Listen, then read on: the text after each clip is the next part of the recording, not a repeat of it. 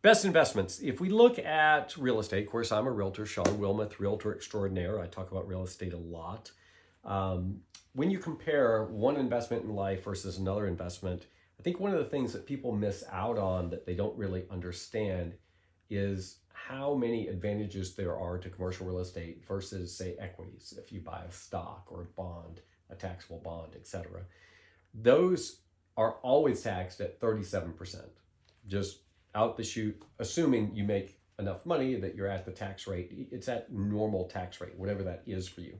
We'll pretend you're a high wealth individual and you're going to make 37% tax payments to the government. But the advantage of commercial real estate versus, say you make $100,000 in commercial real estate, you buy something, you sell it for that.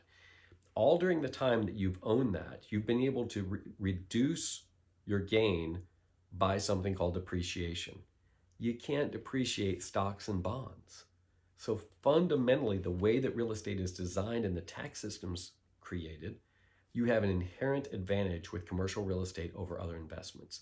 That's why I personally, my wife and I, own commercial and residential properties, and we believe that depreciation is a big benefit to owning those properties. It helps us with our taxes.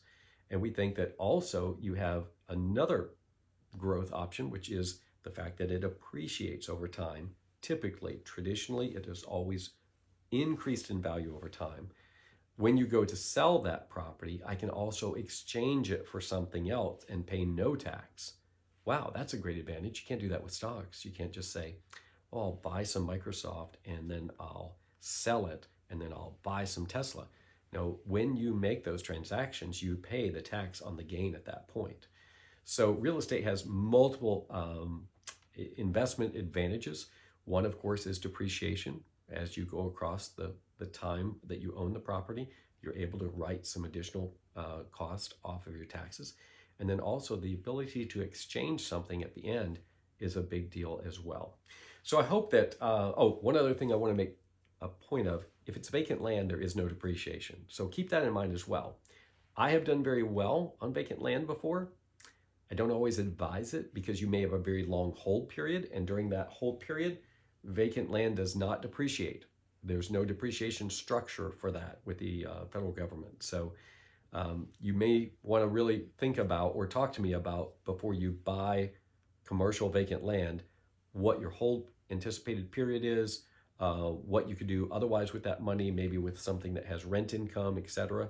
So anyway, I hope that this helps this conversation just trigger some ideas in your head about what should I do with the money that I have. Should I invest in real estate? Should I invest in stocks, etc.? Hopefully this makes you think a little bit more about the real estate side. I am Shawn Wilmoth. I am a CCIM, which means Certified Commercial Investment Member. And I'm glad to talk to you about your needs and your commercial properties and help you create a strategy for investment in those. So have a great day. Watch me on social media. Follow me on any of the platforms that are out there. I look forward to talking to you in person. Best way to get a hold of me is reach out on my website, create an account, and I'll be glad to contact you from there. Have a great day. Thanks for watching.